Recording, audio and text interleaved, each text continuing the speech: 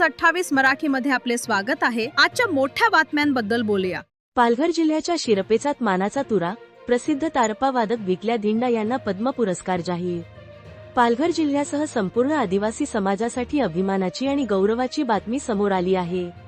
महाराष्ट्रासह देशभरात तारपा वादनाची वेगळी ओळख निर्माण करणारे ज्येष्ठ व प्रसिद्ध तारपा वादक विकल्या दिंडा यांना भारत सरकारकडून पद्म पुरस्काराने सन्मानित करण्याचा निर्णय जाहीर करण्यात आला आहे।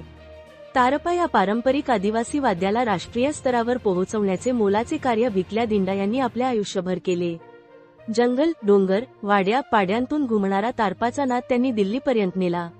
आपल्या कलेच्या माध्यमातून आदिवासी संस्कृती, परंपरा आणि ओळख जपण्याचे मोठे कार्य त्यांनी केले आहे। अनेक सांस्कृतिक महोत्सव, शासकीय कार्यक्रम, शाळा, महाविद्यालये आणि राष्ट्रीय व्यासपीठांवर त्यांनी सादर केलेल्या तारपा वादनाने रसिकांची मने जिंकली। कोणताही गाजावाजा न करता अत्यंत साधेपणाने त्यांनी आपली कला जपली आणि पुढच्या पिढीपर्यंत पोहोचवली। विकल्या दिंडा यांना जाहीर झालेला पद्म पुरस्कार हा केवळ एका कलाकाराचा सन्मान नसून संपूर्ण आदिवासी समाजाच्या संस्कृतीचा, परंपरेचा आणि कलेचा गौरव मानला जात आहे। या ऐतिहासिक सन्मानामुळे पालघर जिल्ह्याच्या शिरपेचात मानाचा तुरा खोवला गेला आहे। त्यांच्या या यशाबद्दल सर्व स्तरांतून अभिनंदनाचा वर्षाव होत असून आदिवासी समाजात आनंदाचे वातावरण आहे। विकल्या दिंडा यांना इंडिया न्यूज 28 परिवाराकडून मनःपूर्वक अभिनंदन व पुढील वाटचालीस हार्दिक शुभेच्छा। वार्ताहर इंडिया न्यूज 28 साठी जगन्नाथ पाटीलच्या जोडीला प्रणय प्रभाकर पाटील, पालघर जिल्हा ब्युरो चीफची रिपोर्ट। वाद्यांनी आम्हाला फार काही जगभरात आम्हाला पोहोचवला, म्हणजे हे आमची देवता समाजून आमच्या समाजाची आदिवासी कशावरनं तर आदिवासीची ही शान आहे।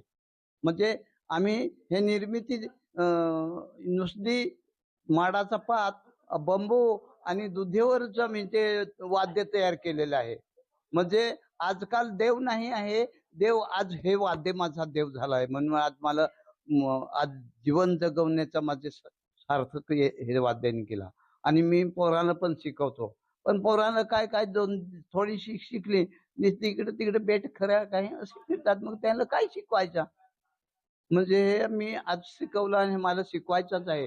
म्हणजे हे संस्कृती जगभरात आपले जव्हार तालुका, पालघर जिल्ह्याची ही आदिवासीची संस्कृती आधीची आहे, म्हणून ते आधी ठेवली पाहिजे।